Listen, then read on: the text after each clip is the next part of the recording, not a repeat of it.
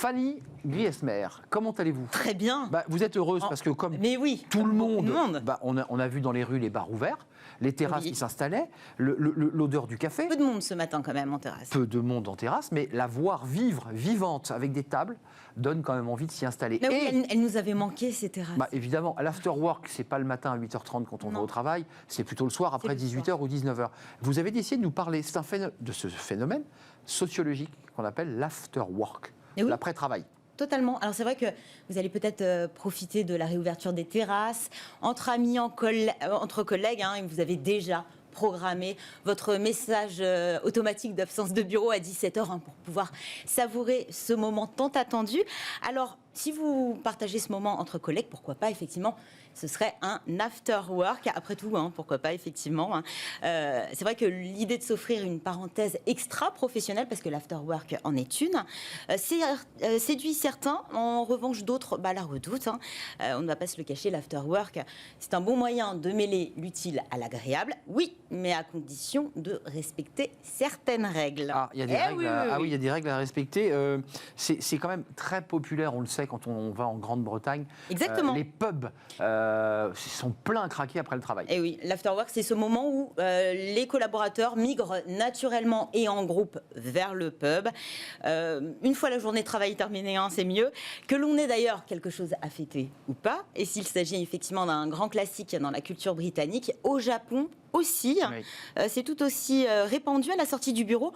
On se retrouve dans les izakaya. Kaya.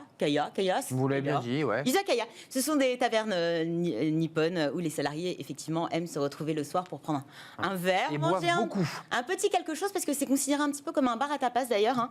Discuter avec le patron, ses collègues ou ses voisins de table. En fait, on travaille encore, Mais oui, totalement. Et c'est ce que nous allons voir juste après. Alors c'est vrai que le concept s'est installé à la fin des années 2000 en France et s'est petit à petit démocratisé. Un concept qui semble séduire, en tout cas sur le papier. Selon un sondage OpinionWay mené en 2017 pour J'aime ma boîte et Privatiseur, 60% des salariés disent considérer l'afterwork comme une pratique indispensable au bien-être en entreprise. Mais c'est vrai que si l'idée plaît, dans la pratique, ça suit beaucoup moins. 59% des salariés ne font jamais d'afterwork. Et sur ces 59%, près de 3 salariés sur 4 préfèrent filer directement chez eux une fois la journée de travail terminée. Et même parmi les plus motivés, il reste un critère primordial. Et oui, pour 58% d'entre eux, le lieu de l'afterwork doit impérativement se situer à proximité du lieu de travail, au risque de les voir prendre le même chemin que les plus réticents, pas prendre la voiture, c'est-à-dire celui de la maison. Alors, quoi qu'on en pense, l'afterwork a de nombreux avantages. Le premier étant bien sûr de resserrer les liens, de s'intégrer au sein d'une équipe, notamment si vous êtes une nouvelle recrue. Cette rencontre informelle permet de côtoyer ses collègues, parfois même ses managers, et ce dans un autre cadre. Autour d'un verre, pas de pression, si ce n'est celle que vous avez dans votre verre. Bien sûr. Seulement l'envie de partager un moment convivial. L'afterwork est aussi l'occasion de faire connaissance avec des collègues peut-être que vous ne croisez, que vous ne croisiez en tout cas que dans l'ascenseur, d'échanger autrement que devant la photocopieuse. Collègues féminines, parfois, on a repéré quelqu'un, on se dit tiens, j'attends l'afterwork. Ça peut être la bonne technique. Mieux encore, ça peut être aussi un moment stratégique pour approcher peut-être le responsable d'un service, un service que vous aimeriez bien intégrer. En tous les cas, ça vous permet de nouer des liens qui pourra peut-être vous aider au moment où vous aurez besoin d'un service, d'un conseil, d'une recommandation. Donc, un moment à ne pas négliger. Côté managérial, l'afterwork présente aussi des bénéfices. Permet notamment de fédérer les équipes et de participer au bien-être des salariés. Alors, on parlait des rencontres amoureuses, effectivement. Bon, déjà, sans parler d'amour, ça vous permet de voir vos collègues sous un nouveau jour.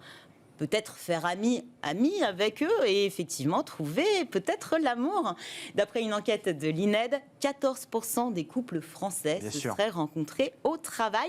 Et dans un autre sondage mené, lui, en début d'année par l'agence d'intérim CAPA, 44% des salariés interrogés déclarent qu'un séminaire ou un afterwork a favorisé la rencontre amoureuse. C'est un cadre beaucoup plus détendu, on peut le comprendre. Ouais, ça permet quand même, il faut le dire, de dévoiler un peu sa personnalité. L'alcool dégrise un peu, libère la parole. Le management a tendance à devenir de plus en plus horizontal, donc on voit que les rapports sont moins hiérarchisés, plus spontanés, mais au travail, on reste au travail. Donc l'afterwork est un moment idéal pour échanger autour de vos centres d'intérêt, voire à révéler au grand jour votre sens de l'humour, pourquoi pas. Mais attention, hein, l'afterwork a quand même des limites. Gardez en tête que vous êtes toujours dans un cadre professionnel, hein. Oui, même autour d'un verre. On évite donc les blagues lourdes, déplacées, les sujets polémiques aussi.